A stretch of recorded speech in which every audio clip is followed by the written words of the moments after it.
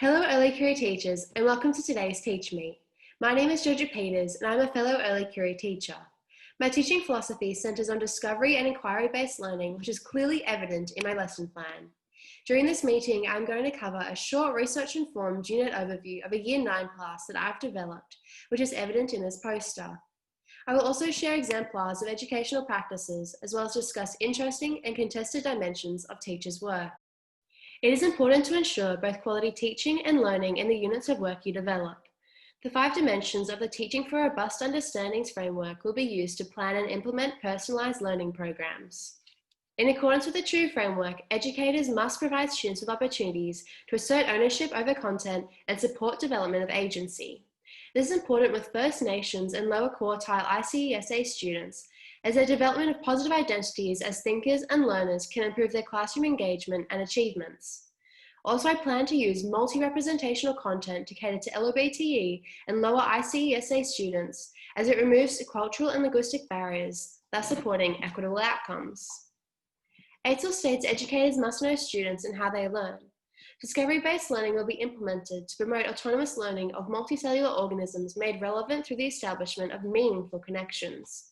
This ensures students achieve lesson outcomes whilst enjoying time. This unit was developed as per the NESA syllabus and ACARA's general capabilities, which mandates that Year 9 students learn about multicellular organisms in Stage 5. Opportunities to draw upon parental knowledge will be provided as students learn about human body systems. Using ICT facilitates student skill development.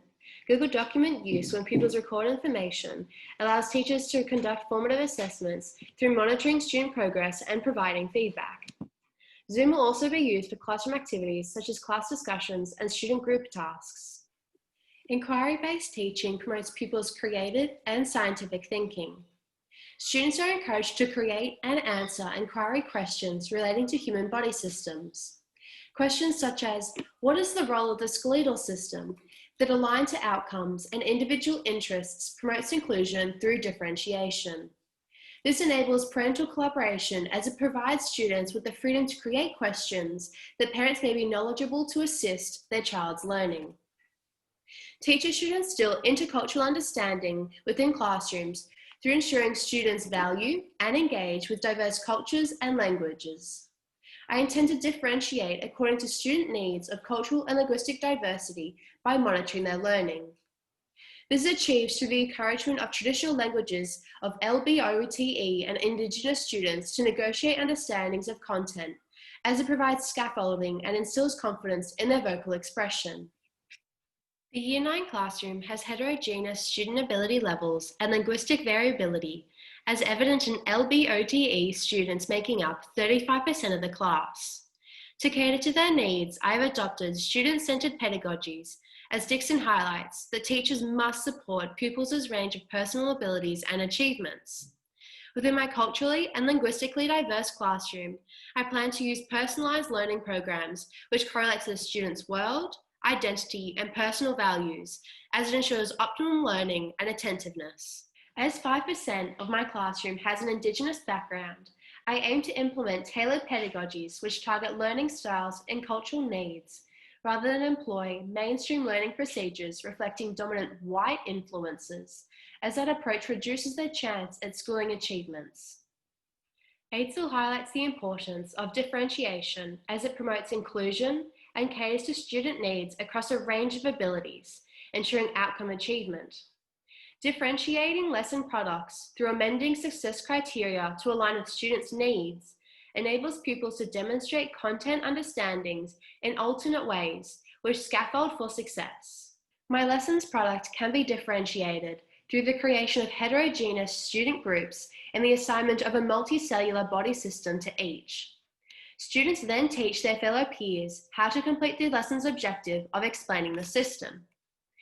The UDL guidelines promote the representation of pupils' knowledge, such as on multicellular organisms, through mediums such as a poster, a quiz, or a video.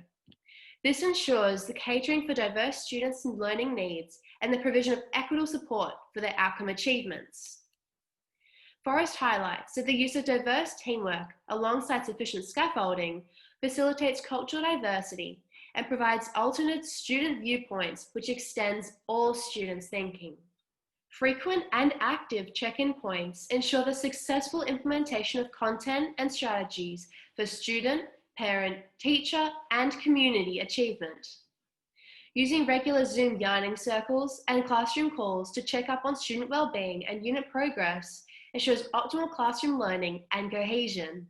Parent consultations and surveys involving the sharing of parental thoughts and experiences on remote education and their role in learning is crucial. Using the Tell Them From Me surveys enables students, parents, and teachers to provide feedback addressing factors which impact pupil learning and well-being. This can lead to evidence-based school planning decisions, enriching student learning and community engagement while revolutionizing teaching practices. EDTE states that teachers should establish challenging learning goals that are achievable for students of varying abilities. Seeing as 62% of students reported that their learning interest has reduced since undergoing remote learning, it's crucial that parents and teachers develop shared learning goals and develop plans to ensure maximized learning. Parent-teacher workshops addressing the development of inclusive learning approaches regarding parental involvement enables the development of a shared sense of responsibility and ensures parental values and interests are respected. ACARA's general capabilities state that students must have literacy abilities within the science curriculum. As 35% of my students have LOBTE backgrounds, the use of language tools such as online budding programs between LBOTE and English proficient students is vital as it builds inclusive classroom connectivity and crucial learning support. As 72% of carers are not confident in helping with their child's learning activities, the use of language translators to simplify jargon and enable communication between LBOTE families and the school enables parents with language variabilities to gain more confidence in understanding their child's learning needs and the provision of support. As 61% of caregivers would like to be more involved with remote learning activities, the use of Canvas as an online classroom platform that enables teachers to post notifications, lesson tasks, and homework enables parents' talent monitoring and participation. Huonville and Conway found that parental effort across multiple engagement types has larger positive impacts on student achievement. Pre-service teachers' efficacy and attitudes play a crucial role in their ability to foster inclusivity for all students. ACARA recognises that all pupils are entitled to relevant and engaging learning programs, which are drawn from a curriculum that caters to their needs. Teachers' positive beliefs towards inclusion can significantly influence the development of a classroom where all learners are valued and teaching practices are adjusted to promote inclusivity. My encouragement of oral storytelling enables Indigenous students to communicate their perspectives using cultural knowledge, as it supports classroom inclusion and their academic processing.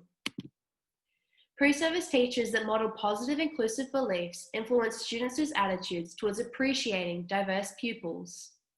This highlights the importance of including online buddying programs, as LBOTE and English proficient pupils' collaboration allows student-developed inclusive mindsets and acceptance of others.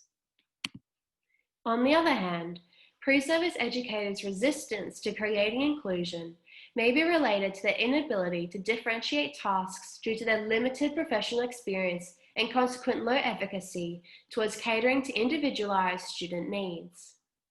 Spectrum et Sala highlight the importance of early career teacher provision of scaffolding as it influences pupils' behaviours and general welfare, as well as prevents classroom unity and equity.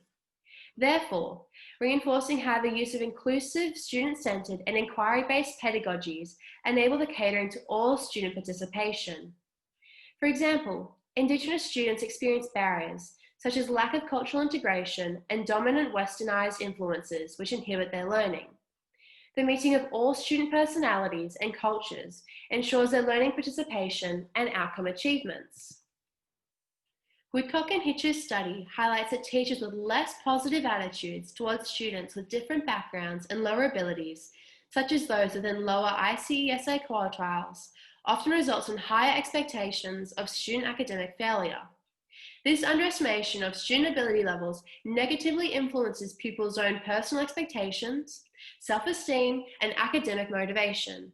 Therefore, highlighting that overall, pre-service teachers' positive attitudes and motivational support for diverse students is crucial, as their schooling experiences are malleable and require positivity to achieve their potential. Thank you for listening, and good luck in your future student teaching.